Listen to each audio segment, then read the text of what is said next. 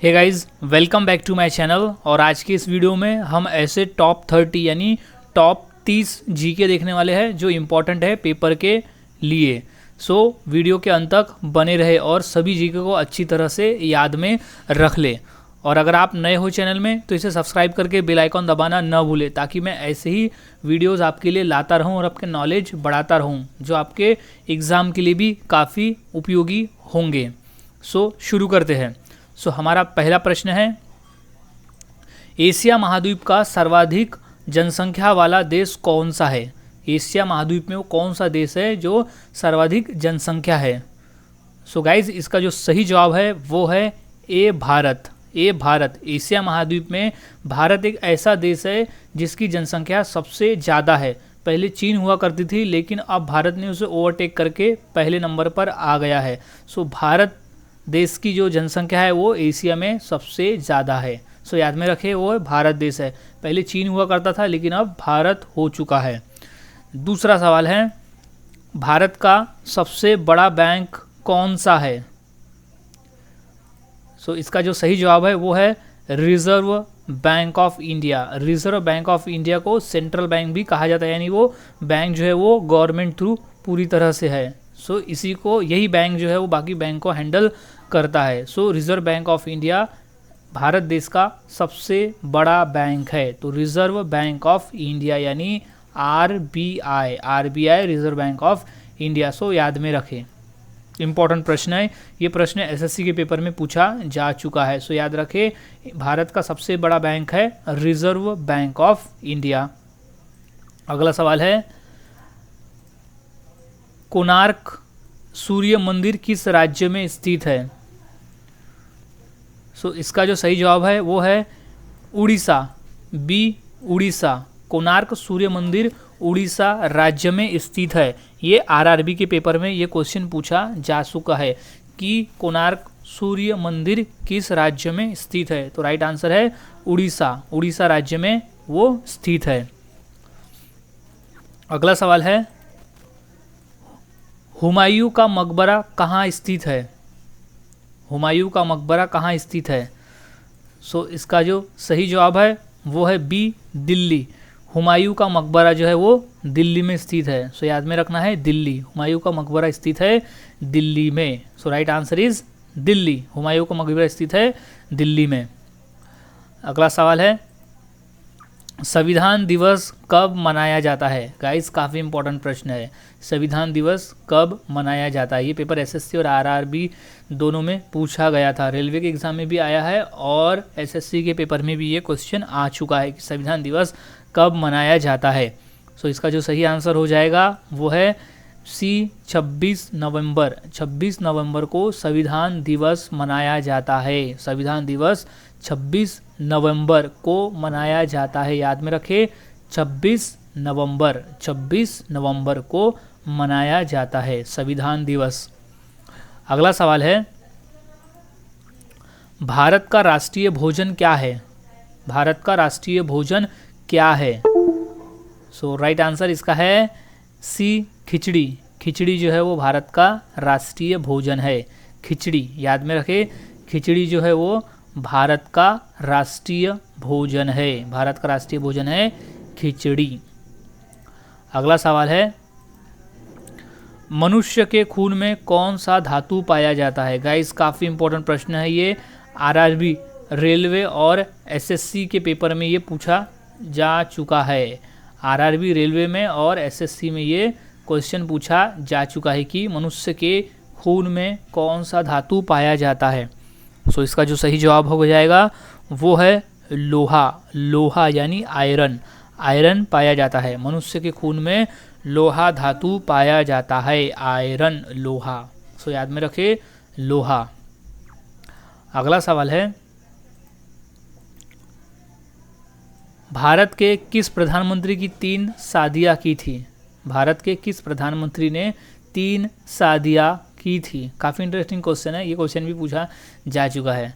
इसका जो right answer है वो है मोरारजी देसाई। मोरारजी देसाई। मोरारजी देसाई ने 3 शादियां की थी। वो इकलौते ऐसे प्रधानमंत्री थे जिन्होंने 3 शादियां की थी। मोरारजी देसाई।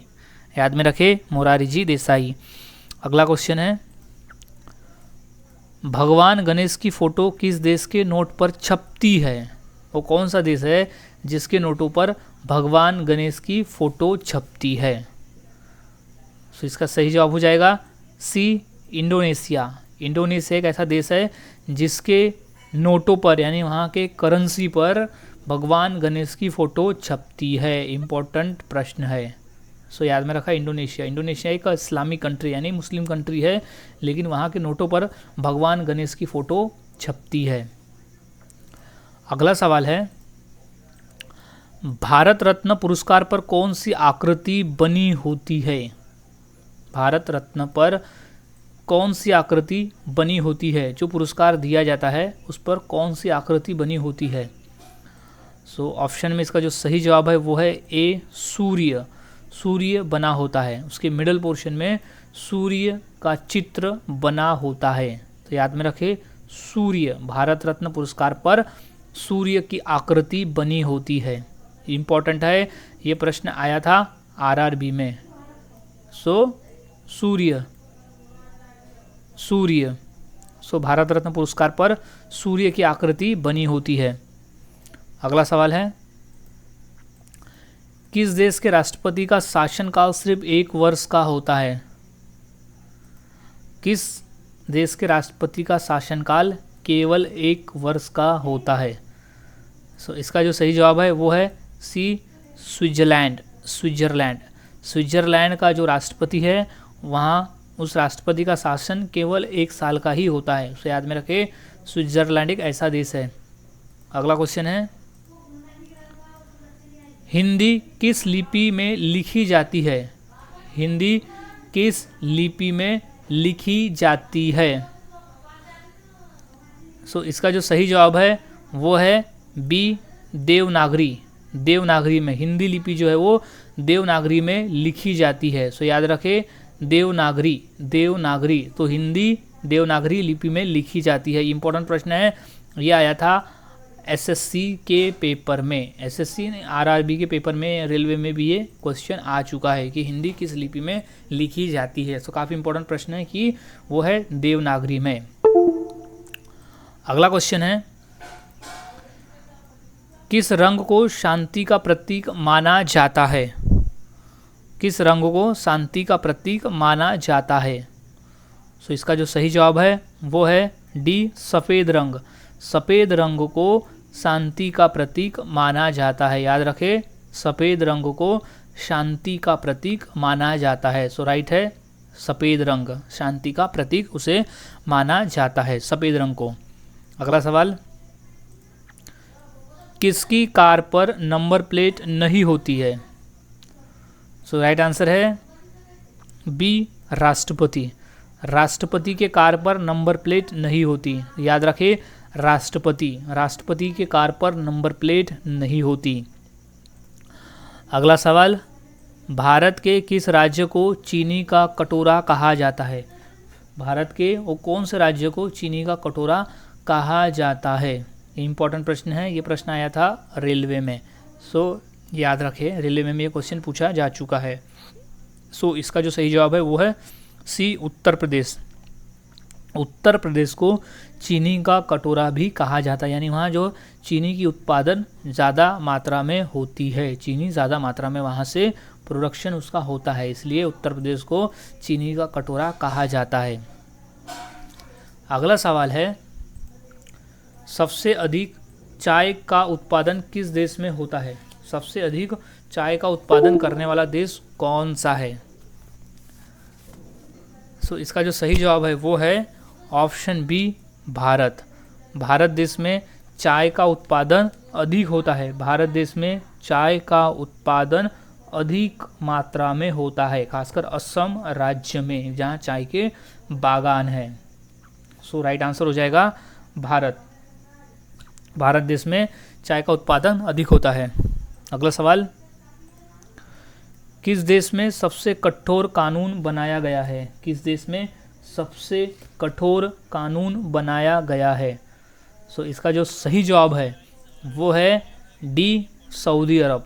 सऊदी अरब का जो कानून है वो सबसे कठिन कानून है? सऊदी अरब का जो कानून है वो सबसे कठिन कानून है। सो सऊदी अरब, राइट आंसर इज सऊदी अरब। सऊदी अरब का कानून सबसे कठोर बनाया गया है। अगला सवाल है, भारत का राष्ट्रीय खेल कौन सा है? भारत का राष्ट्रीय खेल कौन सा है? काफ़ी आसान सवाल है, ये सवाल पूछा भी जा चुका है आरआरबी के पेपर में। सो याद में रखें इसे कि भारत का जो राष्ट्रीय खेल है वो है सी हॉकी। हॉकी है भारत का राष्ट्रीय खेल। सो याद में रखें हॉकी है भारत का राष्ट्रीय खेल, हॉकी है। अगला सवाल है, कर्क रेखा भारत के कितने राज्यों से होकर गुजरती है? जो कर्क रेखा है वो भारत के कितने राज्यों से होकर गुजरती है? सो इसका जो सही जवाब है वो है सी 8 राज्यों से। भारत में ऐसे 8 राज्य हैं जिनसे होकर कर्क रेखा गुजरती है। सो राइट आंसर इज है 8 राज्यों से होकर गुजरती है। सो याद में रखें 8 राज्य। अगला सवाल है, रॉयल इनफील्ड किस देश की कंपनी है? रॉयल इनफील्ड किस देश की कंपनी है? सो इसका जो सही जवाब है वो है B Bharat. Royal Enfield Bharat देश की कंपनी है। रॉयल इनफील्ड जो है वो भारत देश की कंपनी है। याद में रखें भारत की कंपनी है। अगला सवाल है, मानव खून का पीएच मान कितना होता है? मानव खून का पीएच मान कितना होता है? सो इसका सही जवाब है डी 7.4। खून का मान जो है पीएच मान वो 7.4 होता है। ये क्वेश्चन आ चुका है एसएससी एग्ज़ाम में। सो एसएससी के एग्ज़ाम में ये क्वेश्चन आ चुका है। सो इसे याद में रखें कि खून का जो पीएच मान होता है वो होता है 7.4 जो है ये मान होता है। अगला सवाल है, नगर निगम का अध्यक्ष कौन होता है? नगर निगम का अध्यक्ष कौन होता है? सो इसका जो सही जवाब है वो है डी महापौर। महापौर जो है वो नगर निगम का अध्यक्ष होता है। महापौर, ये क्वेश्चन आया था रेलवे में कि नगर निगम का अध्यक्ष कौन होता है। सो इंपॉर्टेंट है गाइस, इसे याद रखें कि नगर निगम का अध्यक्ष जो होता है महापौर। महापौर इसका अध्यक्ष होता है। अगला सवाल है, बुलंद दरवाज़ा कहाँ स्थित है? सो इसका जो सही जवाब है वो है सी उत्तर प्रदेश। बुलंद दरवाज़ा उत्तर प्रदेश में स्थित है। एसएससी के पेपर में ये प्रश्न आ चुका है। सो बुलंद दरवाज़ा कहाँ स्थित है? सो उत्तर प्रदेश में बुलंद दरवाज़ा स्थित है उत्तर प्रदेश में। याद में रखें, इंपॉर्टेंट प्रश्न है। ये प्रश्न जो रिपीट हो चुके हैं और जो पेपर में पूछे गए, ये मैक्सिमम इनके चांस है कि ये रिपीट होते हैं, क्योंकि जो पेपर सेटिंग करने वाला पेपर यही प्रीवियस पेपर को देखकर ही मेन वो सेट करता है। सो प्रीवियस जितने भी क्वेश्चन आए हैं उन्हें हमें याद में रखना होगा। अगला क्वेश्चन है, भगवान बुद्ध का जन्म कहाँ हुआ था? भगवान बुद्ध का जन्म कहाँ हुआ था? तो इसका जो राइट आंसर है वो है लुम्बिनी में। ऑप्शन बी लुम्बिनी में भगवान बुद्ध का जन्म हुआ था। राइट आंसर है लुम्बिनी। सो याद रखें लुम्बिनी। भगवान बुद्ध का जन्म हुआ था लुम्बिनी में। अगला सवाल है, भाभा परमाणु अनुसंधान केंद्र कहाँ है? इम्पॉर्टेंट प्रश्न गाइज ये। भाभा परमाणु अनुसंधान केंद्र कहाँ स्थित है? काफ़ी इंपॉर्टेंट प्रश्न है, ये आ चुका है, रिपीट हो सकता है। सो याद में रखें, एसएससी और रेलवे में भी ये क्वेश्चन आ चुका है। सो इसका जो सही जवाब है वो है डी मुंबई में। भाभा परमाणु अनुसंधान केंद्र जो है वो मुंबई में स्थित है। सो राइट आंसर इज मुंबई। सो भाभा परमाणु अनुसंधान केंद्र स्थित है मुंबई में। अगला सवाल है, वेदों में सबसे पुराना वेद कौन सा है? इंपॉर्टेंट प्रश्न है, ये प्रश्न आ चुका है आरआरबी में ये प्रश्न आ चुका है। सो याद में रखें कि वेदों में सबसे पुराना वेद कौन सा है। सो इसका जो सही आंसर हो जाएगा वो होगा सी ऋग्वेद जो है वो सबसे पुराना वेद है। ऋग्वेद जो है वो सबसे पुराना वेद है। ऋग्वेद याद में रखें, ऋग्वेद जो है वो सबसे पुराना वेद है। अगला सवाल, विश्व का सबसे बड़ा महाद्वीप कौन सा है? विश्व का सबसे बड़ा महाद्वीप कौन सा है, इंपॉर्टेंट है, ये पेपर आया था रेलवे में और यूपी पुलिस के पेपर में भी ये आ चुका है। सो याद में रखें, ये रेलवे के पेपर में आया था और यूपी पुलिस के पेपर में भी ये क्वेश्चन आ चुका है। सो इसका जो राइट आंसर है वो है एशिया। विश्व का सबसे बड़ा महाद्वीप है एशिया महाद्वीप। एशिया महाद्वीप विश्व का सबसे बड़ा महाद्वीप है, एशिया महाद्वीप। सो याद में रखें, एशिया महाद्वीप विश्व का सबसे बड़ा महाद्वीप है। अगला सवाल है, भारत में ईस्ट इंडिया कंपनी ने अपना पहला कारखाना कहाँ खोला था? भारत में ईस्ट इंडिया कंपनी ने अपना जो पहला कारखाना है वो कहाँ खोला था? इम्पॉर्टेंट है, ये आया पूछा था आरआरबी के पेपर में, यानी ये रेलवे के पेपर में ये क्वेश्चन पूछा जा चुका है। सो जो इसका उत्तर हो जाएगा वो है सी, सूरत में। भारत में ईस्ट इंडिया कंपनी ने अपना पहला कारखाना खोला था सूरत में। सो याद में रखे, सूरत में उन्होंने अपना पहला कारखाना खोला था। अगला सवाल है, राज्यसभा के सदस्य के लिए न्यूनतम आयु क्या है? राज्यसभा के अगर सदस्य बनना है तो उसके लिए न्यूनतम कम से कम कितनी आयु होनी आवश्यक है? सो इसका जो सही जवाब है वो है सी, 30 वर्ष। एसएससी के पेपर में आ चुका है 30 वर्ष होनी चाहिए। एसएससी के पेपर में आएगी 30 वर्ष। राज्यसभा के सदस्य के लिए न्यूनतम आयु क्या है? तो वो है 30 वर्ष। याद रखें, 30 वर्ष। अगला सवाल है कि लोकसभा के सदस्य के लिए न्यूनतम आयु क्या है? अगर लोकसभा के लिए आपको अगर चुनाव लड़ना है तो आपकी जो मिनिमम आयु है वो कितनी होनी चाहिए? कम से कम कितनी होनी चाहिए? सो इसका जो जवाब है वो है ए, 25 यानी 25 वर्ष।